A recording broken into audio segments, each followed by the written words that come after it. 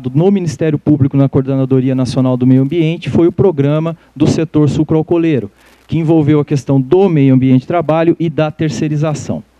Bom, como nós estamos falando de saúde, o seminário é sobre saúde integral, eu resolvi falar um pouquinho a respeito da saúde de um modo geral, que vai se aplicar para todos os setores, fazer aqui uma breve colocação a respeito da saúde em todos os setores econômicos. Tá? O que nós temos como principal problema que a gente visualiza em todos os setores, e no setor sucroalcooleiro não foi diferente? O maior problema que nós temos é a cultura do pagar para ver. O empregador, ele ainda mantém aquela cultura de esperar para ver o que acontece. Aquela cultura imediatista, individualista, de vamos fazer, não importa o dano que isso está causando para o trabalhador e mais para frente para a sociedade. É aquele momento, é agora, precisamos disso agora, é a produção para agora, vamos correr com isso. Isso acontece em todos os setores. E como o professor Erivelto falou, na questão da cana não é diferente, porque o pessoal ganha por produção. Vamos produzir mais, vamos fazer mais, não importa que isso vá gerar pessoas inválidas precocemente, isso não importa, para frente a gente não pensa. Tá? Então, como nós vamos garantir a saúde integral para o trabalhador? De um modo geral, na visão do Ministério Público, em todos os setores, e em especial no setor rural, que é o setor dos mais carentes que a gente tem na hora que se fala da defesa do trabalhador. O principal fator de mudança disso é a mudança de cultura dos atores sociais. O alcance da promoção da saúde nos ambientes do trabalho passa principalmente pela mudança de cultura dos atores sociais. É a cultura que hoje nós temos, a monetarista. Então, é o empregador, o empresário que pensa a curto prazo, como eu disse, e que acaba fabricando doentes. Não há responsabilidade social. Todas as vezes que a gente fala em saúde, nós vamos estar falando de meio ambiente do trabalho. Tá? Na saúde do trabalhador, nós estamos falando de meio ambiente de trabalho. Uma coisa não se separa da outra. O meio ambiente do trabalho sadio vai gerar a saúde para o trabalhador.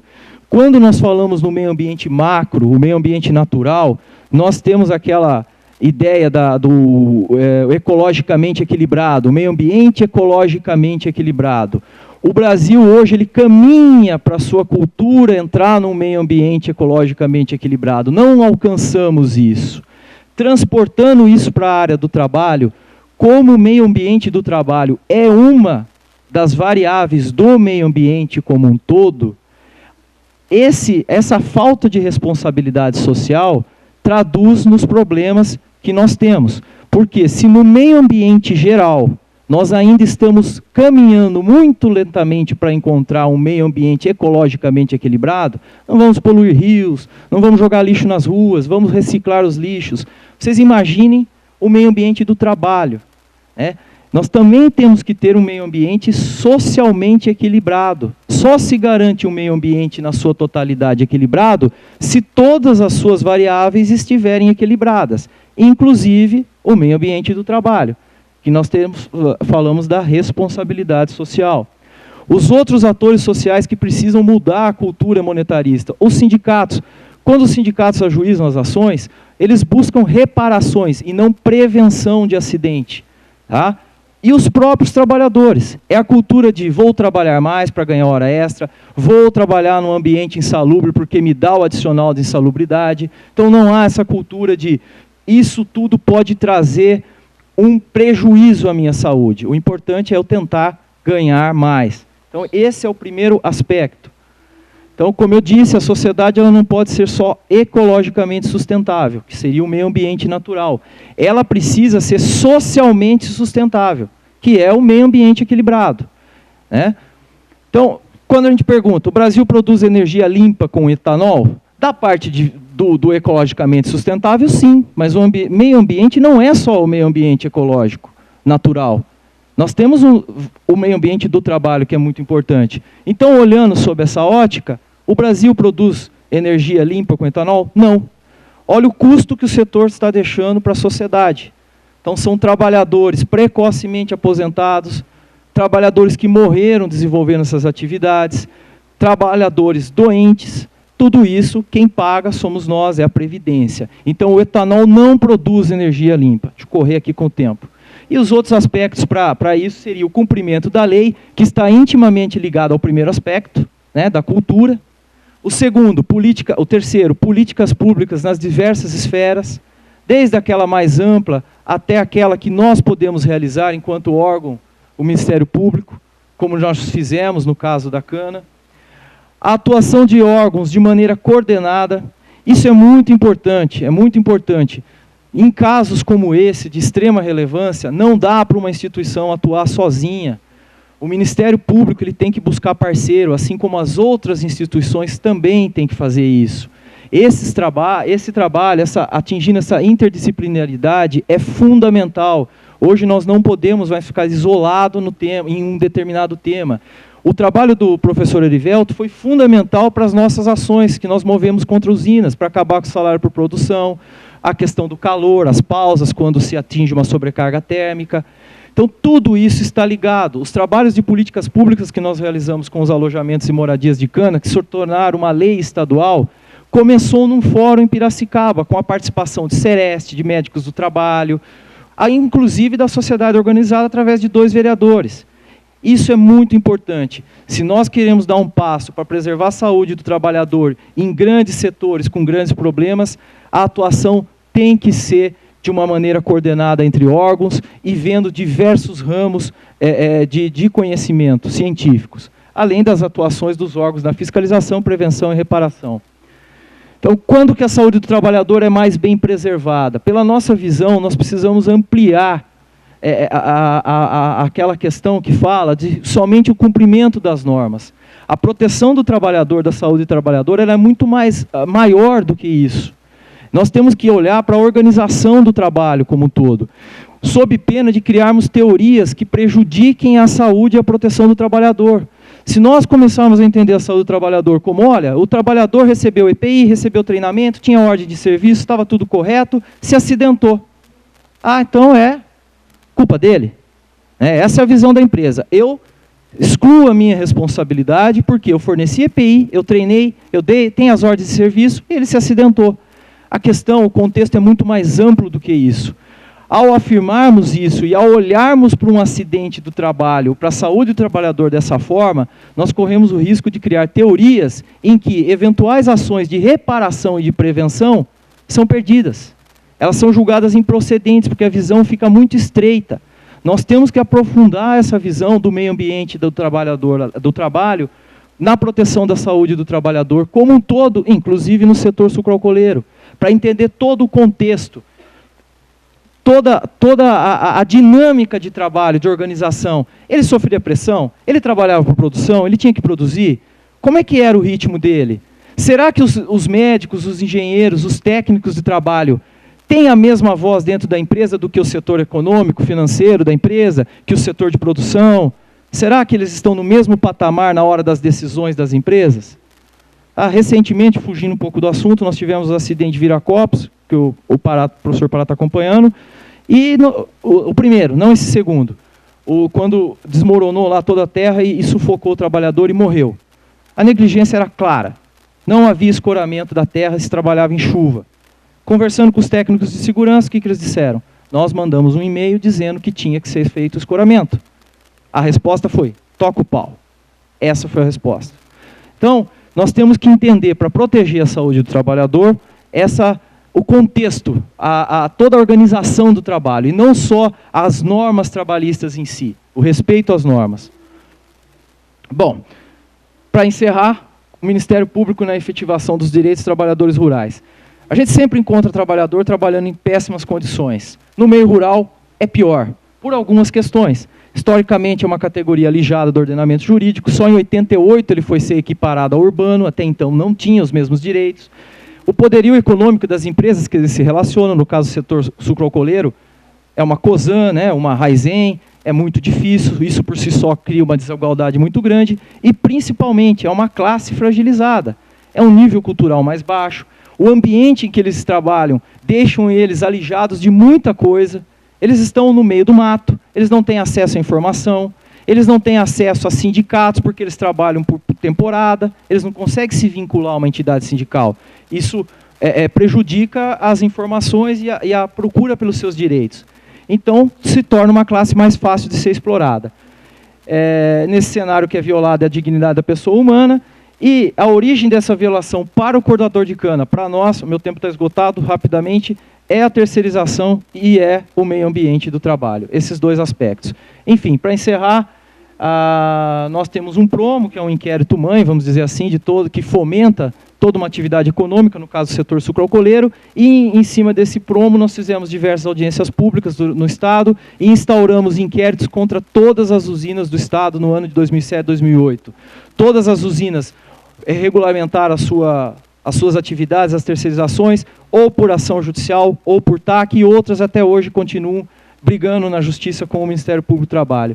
E disso também tiveram ações inovadoras, como a ação do meu colega de Bauru, Dr. Maturana, do calor, a ação do colega nosso de Araraquara, Dr. Rafael, do pagamento por produção, trabalhos em moradias e alojamentos, desenvolvido por mim lá em Piracicaba. Enfim, foram vários os níveis de atuação do Ministério Público. O que é importante falar para encerrar é que, como eu disse, todas as usinas foram acionadas de uma forma ou de outra. E se nós tivemos um pacto no ano de 2010 com o governo para melhores condições no setor, esse pacto foi tardio, porque o que estava naquele pacto já vinha sido combatido pelo Ministério Público, pelo Ministério do Trabalho, enfim, por outras entidades parceiras, que era o fim da terceirização e o cumprimento basicamente da NR31. Isso já vinha acontecendo, tá?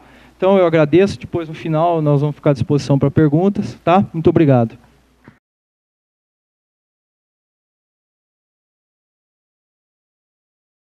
Gostaria também de dizer da minha satisfação de estar aqui, ao lado de pessoas tão queridas, como o Dr. Mário Gomes, o Erivelton, o Dr. Idelberto, que me fez o convite, e também ao doutor que acabo de conhecer. Espero que essa nossa fala seja aproveitada por todos, e eu achei também que a programação foi excelente no sentido de trazer diferentes vozes, não só da medicina, como da área do direito, e no meu caso, na área da engenharia de produção, da educação física, e também no meu caso, enquanto socióloga. Então, é uma visão interdisciplinar, vista de diferentes ângulos sobre o mesmo problema, né? Bom, eu vou passar muito rapidamente apenas algumas imagens para vocês, para depois eu me debruçar exatamente no conteúdo da minha fala, porque em se tratando da saúde do trabalhador, quando olhei os meus parceiros, eu disse, bom, eles vão trabalhar exatamente com a questão do corpo físico, a questão do coração, a questão da coluna, enfim, a questão da respiração, da fuligem, etc., etc. Então, eu pensei em trazer uma contribuição para vocês que fosse além do físico, que fosse complementar a esse físico, portanto, a essa dimensão, que eu diria a dimensão invisível do corpo, uma dimensão psíquica desse corpo. E eu vou falar um pouco sobre a questão da subjetividade desse trabalhador submetido a essas condições e tendo, portanto, esse corpo físico tão desgastado e tão sofrido nessas condições laborais. Então, é apenas uma tentativa de complementar o que nós podemos entender por saúde, quer dizer, não somente o corpo físico, como também esse corpo psíquico, ou então um corpo moral, eu diria, porque vai além da própria psique. Bom, então, rapidamente, as imagens, aqui vocês têm a distribuição das usinas no Brasil, portanto, uma concentração muito grande na região Centro-Sul, né, sobretudo no estado de São Paulo, que concentra 2/3 das usinas e da produção açucareira do país, e também essa região do Nordeste. Como vocês vão ver, eu vou trazer também alguma contribuição de uma pesquisa de um orientando meu de doutorado de Alagoas, né, nos canaviais alagoanos. Aqui também um mapa mais esclarecedor, a mesma coisa, em relação à produção, sobretudo, do etanol. E aqui o mapa, na verdade são 2 mapas. Esse mapa foi feito pelo professor Tomás Antônio Júnior, que é um geógrafo da Unesp de Presidente Prudente, e ele sabiamente colocou um mapa sobre o outro que mostra, veja bem, tudo isso daqui são os aquíferos, né? E todos esses pontinhos amarelos são as usinas. Então, não significa apenas a gente pensar na terra, mas exatamente na água. Porque para a produção de etanol, não sei se vocês sabem, para cada litro de etanol são necessários 13 litros de água.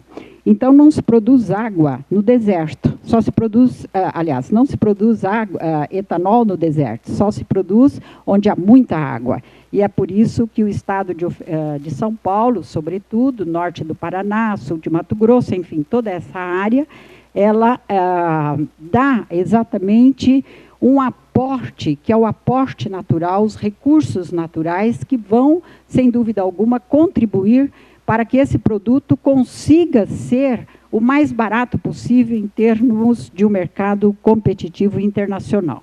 Bom, ali eu passei um pouco rapidamente, são dados de 2005 do INSS, a respeito da incapacidade permanente dos trabalhadores. Então, vocês podem ver aí o caso do estado de São Paulo, atingindo esse número de mais de 400 pessoas. E aqui algumas imagens que mostram exatamente essa dança do corpo, o movimento do corpo, né, que já foi analisado aqui pelo Erivelto, né? Quer dizer, não é só cortar a cana, mas é abraçar a cana, cortar a cana, jogar a cana, amontoar a cana, cortar o ponteiro, contar, enfim, são vários movimentos que se entrelaçam numa única atividade. Então, são as imagens que vão exatamente mostrando todos os passos, e muito rápidos, né, desse processo, né? Então, aí vocês podem ver, depois, se vocês quiserem, no debate, a gente pode voltar dessas imagens. Aqui é uma outra imagem, antes são imagens da cana queimada, aqui nós temos as imagens da chamada cana crua, ou a cana embolada, ou a cana deitada, enfim, a cana de rolo, como os trabalhadores dizem, que é exatamente aquela cana que cai. Então, aí a sobrecarga para esse corpo, sem dúvida alguma, é maior, porque ele precisa levantar essa cana, geralmente com a perna, porque ele não tem, para cortar a cana, ele precisa fazer, de levantar a cana com a perna, ou então com um pedaço de pau que ele mesmo acaba improvisando, né? Então, são essas imagens, trabalhadores tomando as suas refeições no meio do canavial. E aqui as imagens de Alagoas, né? Quer dizer, isso aqui é mais forte, eu diria, né?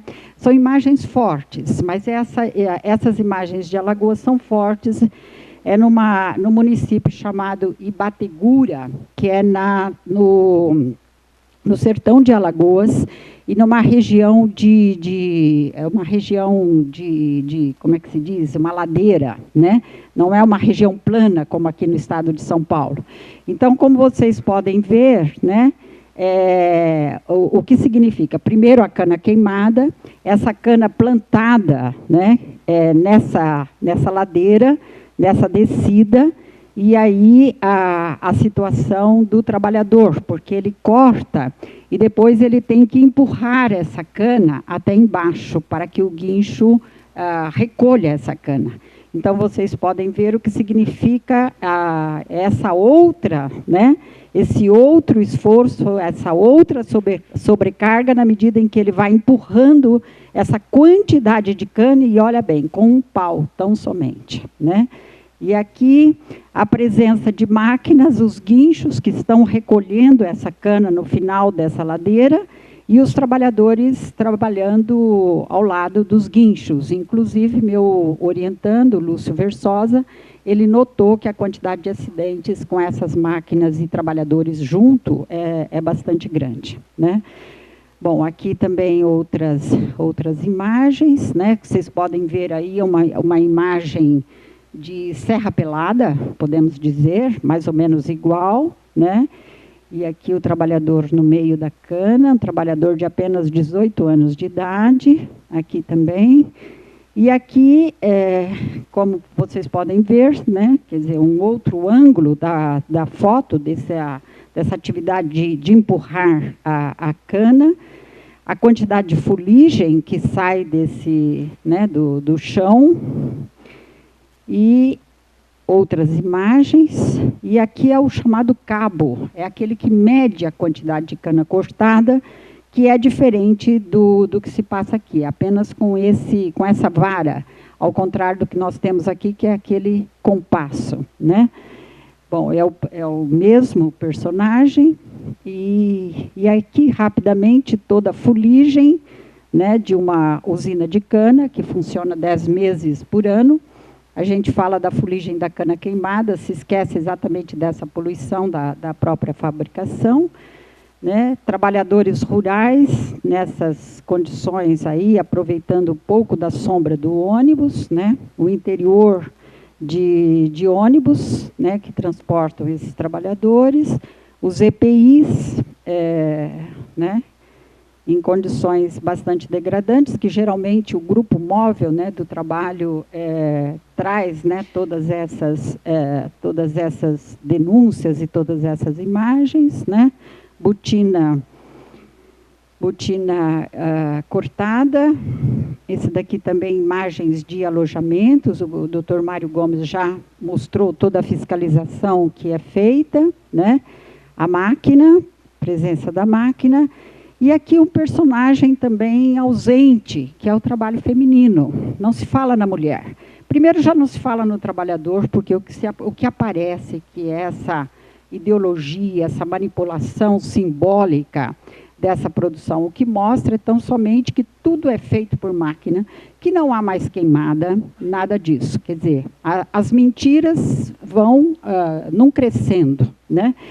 E a mulher também não existe. Então, eu tenho uma preocupação com a questão de gênero, e aqui mostrando algumas imagens de mulheres arrancando o chamado colonhão, como elas se dizem, que é um mato, não sei se vocês sabem o que é ou não, mas, enfim, eu vou explicar, é um mato com raízes muito profundas e que não adianta herbicida, porque ele não desaparece com herbicida, então é necessário ser arrancado com enxadão. Então, para isso, as mulheres lá estão presentes, né? Porquanto vocês podem ver que é um trabalho duríssimo, não é um trabalho leve, portanto, e elas fazem esse trabalho. Essa aqui é a turma do chamado colonhão, que nós encontramos. Aqui, elas também vão percorrendo o canavial, no meio do canavial, para encontrar essas touceiras e arrancá-las, né? A mesma coisa. E vamos encontrar as imagens da chamada turma do veneno. São as mulheres que realmente elas trabalham com herbicidas, né? E elas vão principalmente quando a cana é cortada por máquina, elas vão vão jogando o herbicida para que depois as máquinas chegam no primeiro momento. Então, uma quantidade de mulheres, né, que vão aí para o eito, e logo em seguida elas se alimentando, almoçando com a mesma roupa que elas utilizaram para distribuir o veneno. Aqui o efeito do chamado sapatão, uma jovem de 23 anos, já com essa deformação nos pés, né? Imagens do plantio da cana, que muitas vezes se esquece também. Isso aqui é proibido, né? O doutor Mário Gomes sabe disso, essa forma, né, de plantio do caminhão e trabalhadores jogando, que aí o tempo todo nós vemos aí o grupo móvel do trabalho realmente encontrando situações como essa, mulheres trabalhando no plantio da cana, enfim. O objetivo foi exatamente trazer essas imagens para vocês que se assemelham muito a essa imagem de Millet, né, do século XIX na França, que era exatamente quando as mulheres recolhiam os grãos de trigo após a colheita. Bom, rapidamente, quantos minutos eu tenho? Aí alguém me mostrou lá o papel, 10 minutos. Bom, eu trouxe um texto, mas infelizmente não vai dar para eu ler em função do tempo. Mas como é que eu pensei essa questão da subjetividade do trabalhador, né? Como eu disse a vocês, pensar nesse corpo, não somente como um corpo físico, não é isso, mas também como esse corpo moral. E para isso eu me recorri, sobretudo, a Marx, no texto Os Manuscritos Econômico-Filosóficos, de 1844, quando ele descreve a questão da alienação e do estranhamento. E, basicamente, o estranhamento ele vai mostrar que vai ocorrer, sobretudo no caso do trabalho, numa relação de trabalho capitalista, portanto, numa relação de trabalho em que o trabalhador não é mais dono do produto do seu trabalho. Bom, então, esse processo de alienação vai tendo várias fases. Quer dizer, no primeiro momento, ele não reconhece o produto do seu trabalho, justamente porque ele não se apropria dele. No segundo momento, ele reconhece que a atividade do trabalho também lhe é estranhada. Num terceiro momento, ele vai ter um sentimento de estranhamento em relação ao outro, portanto, em relação aos seus próprios companheiros de trabalho. E, num quarto momento, ele vai estranhar-se a si mesmo, né? Então, é claro que tudo isso está interpenetrado, quer dizer, não existe um antes e um após, mas é a própria condição desse trabalho alienado que leva exatamente a essa situação de alienação. Então, quando o Erivelto nos fala sobre essa competição que há entre os trabalhadores, o trabalho por produção, algo também que o Dr. Mário Gomes nos falou, nós vamos observar que esse é um processo que está imanente, certo? Então, quando um trabalhador corta 15 toneladas de cana, quando ele é considerado o podão de ouro ou o melhor trabalhador, ele é exatamente colocado ao lado daquele que corta menos. Então, vejam bem, não existe mais o chicote do feitor da época da escravidão. O que existe é um chicote invisível que foi exatamente internalizado pelos trabalhadores. Então, o que nós temos aqui é um processo de autocoação.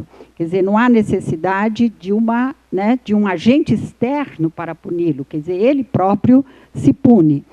Então, aquele trabalhador que corta 5 toneladas é considerado podão de borracha. E ele é vítima exatamente de vergonha e de humilhação diante dos próprios colegas. E essa é uma estratégia das próprias usinas, com uma frequência muito grande.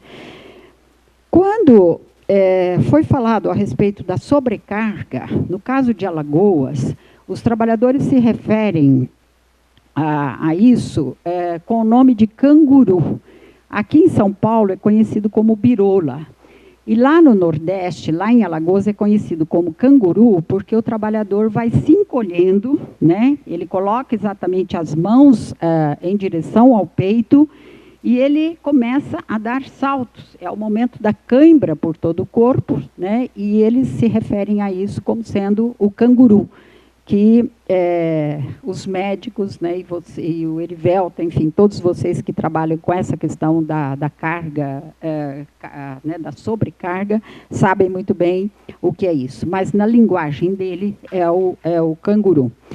Então, nós temos aqui uma espécie de fadiga, que não seria somente a fadiga física, né, mas a própria fadiga da alma. E podemos dizer que aqui nós estamos vivenciando uma espécie de barbárie ao lado dessa tecnologia extremamente avançada que esse setor econômico possui, né? No caso das mulheres, o que elas fazem, além dessa distribuição de venenos ou arrancar colonhão, elas são consideradas também bituqueiras. Elas trabalham agachadas durante todo o dia, como no quadro do Millet, recolhendo as canas que foram, os pedaços de canas que foram deixadas pelas máquinas. Então, vamos imaginar o que significa isso no final de uma jornada de trabalho. São também empregadas, não sei se vocês sabem, como recolhedoras de pedras, porque antes, e é interessante observar que as mulheres, elas atuam ao lado das máquinas, antes e depois, como bituqueiras após as máquinas, e como colhedoras de pedras antes das máquinas. Então, elas vão no canavial, elas vão recolhendo as pedras, para que essas pedras não danifiquem as lâminas das máquinas, né? E elas dizem que essas pedras, elas nascem, elas brotam do chão. Quanto mais elas recolhem, mais elas aparecem. Quanto a isso, nós poderíamos dizer que isso tudo se assemelha a uma espécie de esforço de Sísifo, podemos dizer. É o mito, né, da Sísifo. Ele desobedeceu a Zeus e por isso ele foi condenado eternamente para subir o morro com uma pedra, e ao chegar ao topo essa pedra rolava e ele de novo fazia o mesmo trabalho. Bom, eu fiz uma pesquisa exatamente com pessoas, sobretudo mulheres que trabalharam 15 anos na cana. Eu trouxe aqui um vídeo que se chama Fragmentos, depois, se vocês se interessarem, eu posso lhe ceder, né? E fui colhendo os depoimentos dessas pessoas e vendo exatamente a situação em que elas se achavam. Então, todas estropiadas fisicamente, muitas dessas pessoas com 50 anos, sem condições de ter aposentadoria, e aqui vale a pena um lembrete, já que é um congresso de medicina do trabalho. Quer dizer, muitas vezes os médicos do INSS não lhes dão aposentadoria, porque essas pessoas não têm ainda o tempo de trabalho, mas elas não têm condições para esse trabalho.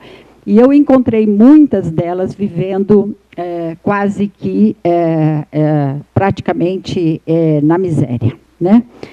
Bom, então, para terminar, meu tempo já praticamente está esgotado, eu diria que essa subjetividade ela é ainda fragmentada, não somente pela condição, pelo processo de trabalho em si, por esse estranhamento em relação ao trabalho. Quer dizer, o trabalho, ao invés de dar prazer, né, de dignificar a pessoa, exatamente faz o contrário em todos os sentidos, inclusive esse desgaste físico, podendo levá-lo à morte. Há também dois outros pontos que eu gostaria de dizer, que fazem com que essa subjetividade seja cada vez mais estranhada. Primeiramente, é o sistema 5 por 1. O trabalhador trabalha 5 dias e descansa 1. Isso está na lei, praticamente. Eu não sei como é que é isso, mas enfim. Agora, isso faz com que esses trabalhadores não tenham mais o domingo para o descanso. Quer dizer, pode até ter, mas segundo uma escala aí que não coincide para todos. Então, a sociabilidade entre eles fica totalmente comprometida. Não tem mais a missa, não tem mais a festa, não tem mais o jogo de futebol e assim por diante, porque cada turma está trabalhando exatamente num turno. E além do 5 por 1, há ainda outro fator que se reporta, a questão do migrante. O migrante vem sozinho, ele não pode trazer a família, e até esse compromisso nacional, tão veiculado, tão badalado, tão falado, na verdade tem um item lá que é a contratação na origem, que era visando exatamente acabar com o gato, né? Mas com isso proíbe-se praticamente a vinda da família. Então, nesse sentido, esses trabalhadores são jovens, precisam ser jovens para suportar esse trabalho. Eles deixam a família, muitos deles casados, recém-casados, com filhos pequenos, e essa separação se dá durante 10 meses. Então, isso significa o que eu chamo de apropriação do afeto. Então, não somente extrai essa mais-valia, não somente essa exploração, esse mais trabalho, como se apropria, como se arrancasse essa afetividade ao qual esse trabalhador passa a não possuir. Bom, então, minha gente, era mais ou menos isso que eu queria dizer a vocês. E, somente para terminar, né, teria muito mais coisa, mas, enfim, para dizer que como foi dito, né, foi criticado pelo Dr. Mário Gomes, até que ponto nós podemos dizer que essa energia, esse etanol, é uma energia limpa? Quer dizer, muitas vezes nós vemos esse produto aí na bomba, né, dos postos para fomentar os carros, né, e só carros. Esquecemos que toda a cadeia produtiva emprega diesel na sua produção. Não existe uma máquina, um trator, um caminhão, um ônibus que seja movido a etanol, mas é movido a diesel. Além de tudo, os problemas ambientais, né? Essas partículas que são queimadas lá em Araraquara, elas podem ser trazidas aqui para São Paulo, e e isso é provado que são partículas cancerígenas pelos químicos lá de Araraquara, isso já foi provado. E, por outro lado, como podemos sustentar, né, dizer que é um produto sustentável, um produto que causa todos esses males físicos, sociais, e morais e psíquicos aos trabalhadores, que são a maior riqueza, a meu ver, que um país pode possuir. Era isso.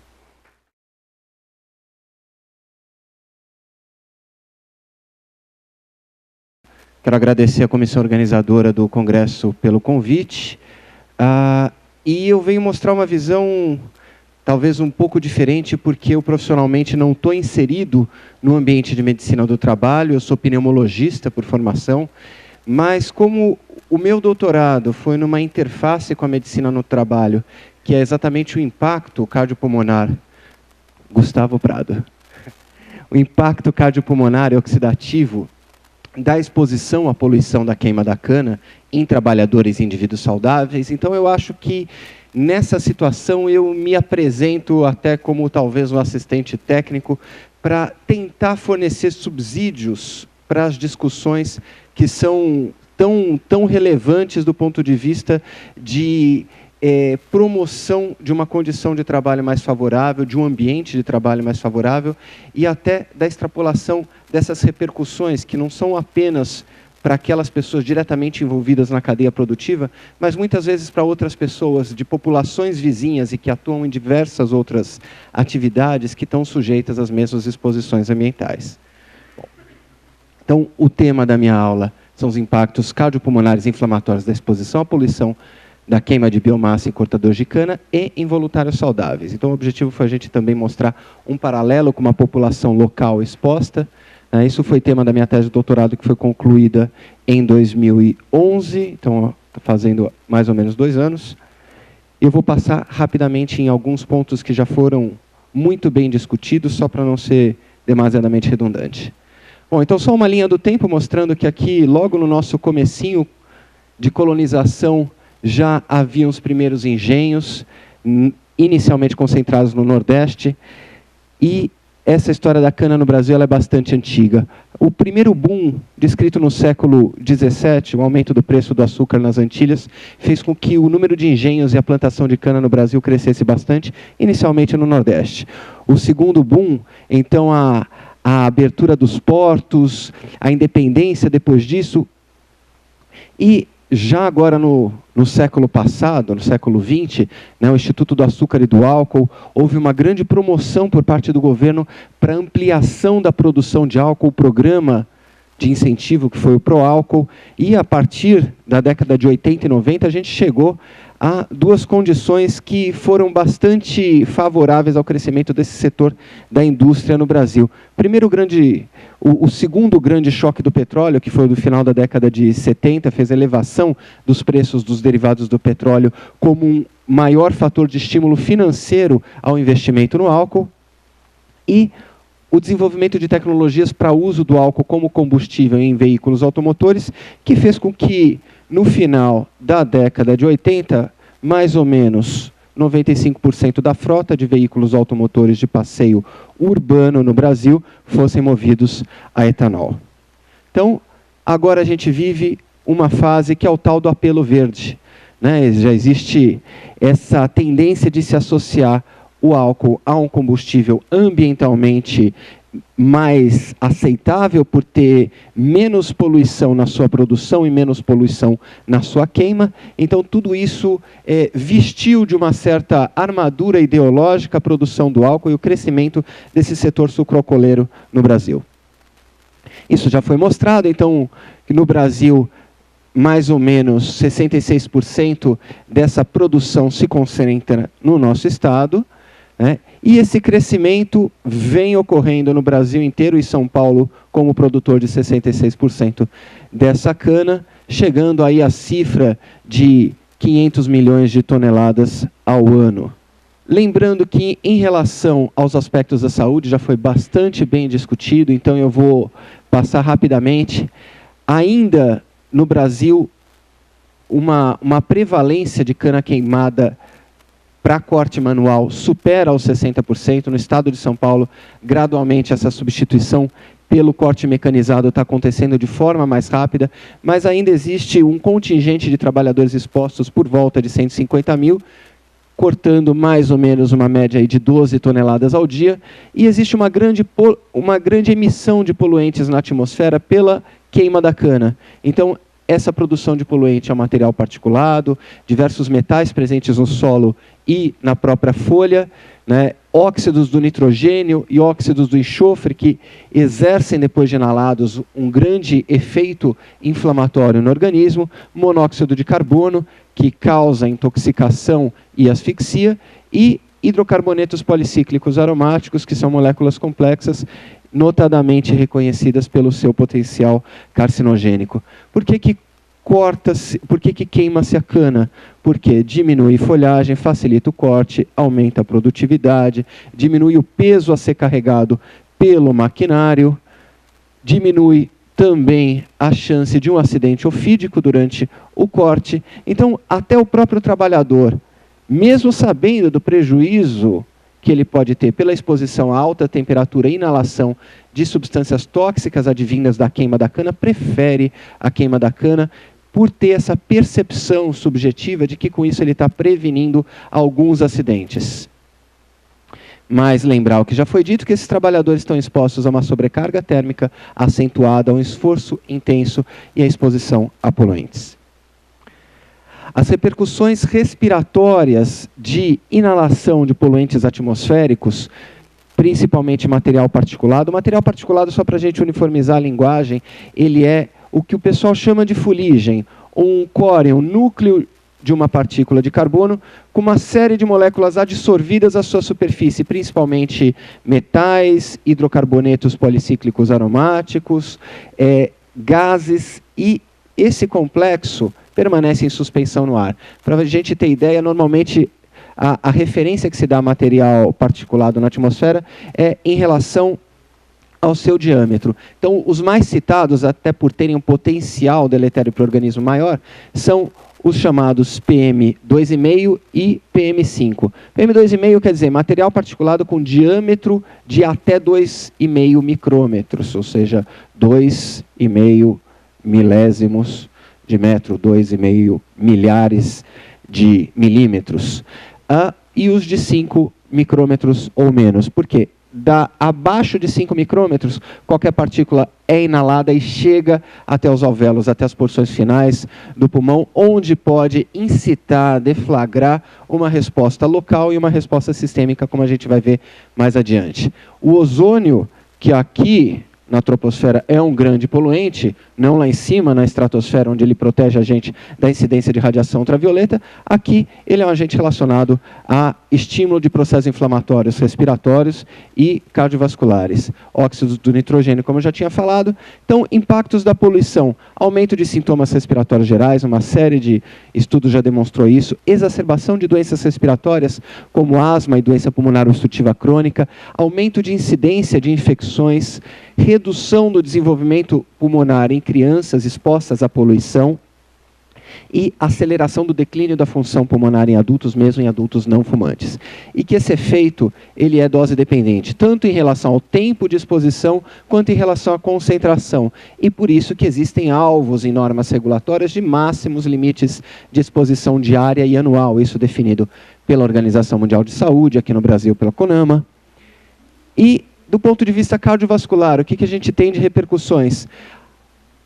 A exposição à poluição está relacionada ao aumento da incidência de eventos cerebrovascular, aumento da incidência de eventos coronarianos e vasculares periféricos, descompensação de insuficiência cardíaca, aumento da pressão arterial e redução da variabilidade da frequência cardíaca, que é um preditor de risco cardiovascular, e esse efeito também é dose dependente.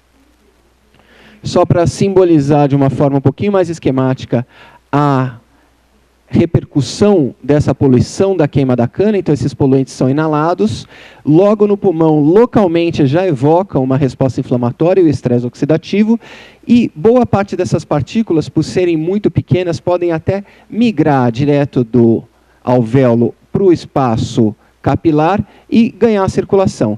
Existe uma série de reflexos deflagrados no próprio pulmão que alteram a atividade do sistema nervoso autônomo, fazendo com que haja uma hiperatividade simpática, um declínio desse tônus parasimpático e, por isso, aumento de reatividade vascular, aumento de pressão arterial, aumento de frequência cardíaca. Com essa inflamação, é desencadeado um processo de estresse oxidativo que vai amplificar essa resposta fisiológica, não só no pulmão, mas no organismo inteiro. Existe, então, a disfunção plaquetária, a disfunção endotelial, que leva a uma situação de hipercoagulabilidade e aumento de risco de eventos cardiovasculares.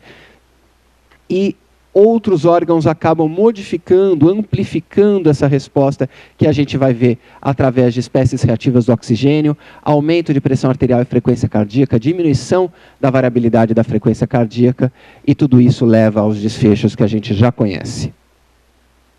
Em relação ao exercício, poluição com exercício, nesse caso está uma menina na esteira, mas podia ser o nosso cortador de cana. No exercício isso pode ser ainda pior, porque a ventilação aumenta durante o exercício. E se a ventilação aumenta, naturalmente a inalação, a carga de material particulado inalado vai ser muito maior. E por isso espera-se que as repercussões pulmonares, cardiovasculares e inflamatórias sejam maiores durante o exercício, especialmente o que já se tem comprovado em indivíduos suscetíveis. Tem vários estudos que eu não vou entrar em detalhes, estudos de câmara, que são containers com atmosfera controlada, que mostraram, comparando a atmosfera de ar filtrado àquela com uma concentração conhecida de poluente, que ao praticar atividade física em ambiente com poluição, há um declínio de função pulmonar, aumento de sintomas respiratórios, aumento de marcadores séricos de atividade inflamatória e, inclusive, marcadores eletrocardiográficos de isquemia coronariana, que principalmente desnivelamento do segmento ST. E os estudos em ar ambiente, ou seja,